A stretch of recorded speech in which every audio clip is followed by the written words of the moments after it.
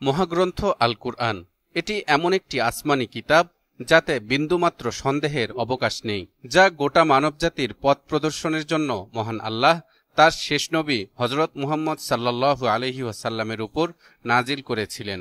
কিন্তু এই কিতাবে শুধু ধর্মীয় বিধিবিধান নয়, বরং আসমান এবং জমিনের এমন অজানা অনেক রহস্যের তথ্য দিয়ে রাখা হয়েছে, যা গবেষণা করে বিজ্ঞানীরা সত্য প্রমাণ করে চলেছেন। সূরা আর রহমানের ৩৭ নম্বর আয়াতে মহান আল্লাহ বলেন, যেদিন আকাশ বিদীর্ণ হবে সেদিন তা রক্তিম গোলাপের মতো লাল চামড়ার রূপ ধারণ করবে। এই আয়াতে কিয়ামতের দিনের কথা বলা হয়েছে। মুফাসসিরগণ লিখেছেন, আসমান বিদীর্ণ হওয়ার অর্থ মহাকাশ বা মহাবিশ্বের মধ্যকার পারস্পরিক আকর্ষণ বা ভারসাম্যের নীতি অবশিষ্ট না থাকা, মহাকাশের সমস্ত সৌরজগতের বিক্ষিপ্ত হয়ে যাওয়া। আরও বলা হয়েছে, জাহান্নামের আগুনের প্রচণ্ড তাপের কারণে গলে গিয়ে সে সময় আসমান গোলাপের মতো লাল চামড়ার বর্ণ ধারণ করবে, অর্থাৎ সেই মহাধ্বংসের সময় যে ব্যক্তি পৃথিবী থেকে আসমানের দিকে তাকাবে তার মনে হবে গোটা ঊর্ধ্বজগতে যেন আগুন লেগে গেছে। এখন প্রশ্ন হল, এই আয়াত কি শুধুই একটি উপমা, নাকি এখানেও কোনো বৈজ্ঞানিক আভাস আছে? দর্শক, চলুন একটু গভীরে গিয়ে খুঁজে বের করার চেষ্টা করি। আয়াতে বলা হয়েছে ওয়ারদাতান কাদ্দিহান। ওয়ারদাহ মানে গোলাপ, আর দিহান শব্দের দুটো অর্থ আছে, শুকনো চামড়া অথবা গলানো গরম তেল। এখানে দুটো অর্থই গ্রহণ করা যায়। তাহলে অর্থটা কেমন দাঁড়ালো? কিয়ামতের দিন আকাশটাকে মনে হবে গরম তেলে গলে যাওয়া কোনো গোলাপ, অথবা এমন গোলাপ যা দেখতে অনেকটা শুকনো চামড়ার মতো।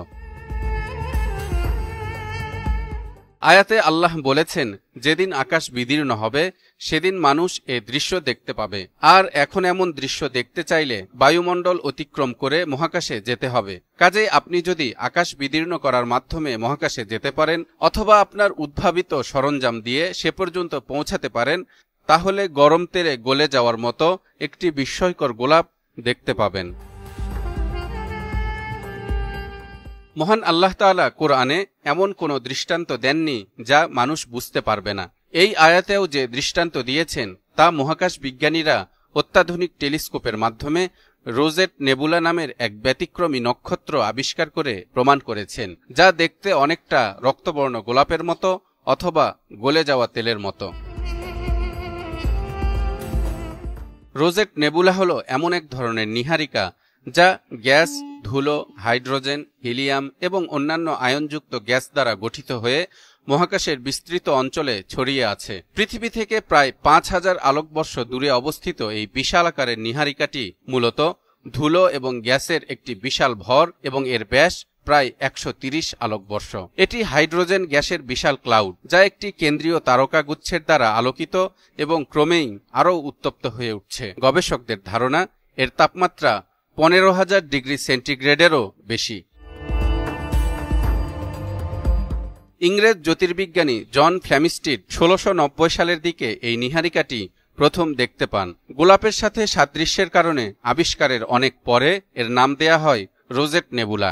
এটি শুধু রঙের খেলা নয়, বরং মহাকাশের এক বিশাল উৎকীর্ণ। এতে গ্যাস ও ধূলিকণাগুলো ধীরে ধীরে একত্রিত হয়ে নতুন নক্ষত্র বা গ্রহের জন্ম দেয়। যেমন রোজেট নেবুলায় নক্ষত্র তৈরির প্রক্রিয়া চলমান। যত দিন যাচ্ছে আমরা মহাকাশের আরও অনেক রহস্য জানতে পারছি, কিন্তু সৃষ্টির একমাত্র সত্তা আল্লাহ তাআলা ১০০০ বছর আগে আমাদের সেই সমস্ত রহস্য সম্পর্কে জানিয়ে দিয়েছেন, যেগুলি আজ আমরা বৈজ্ঞানিকভাবে আবিষ্কার করছি।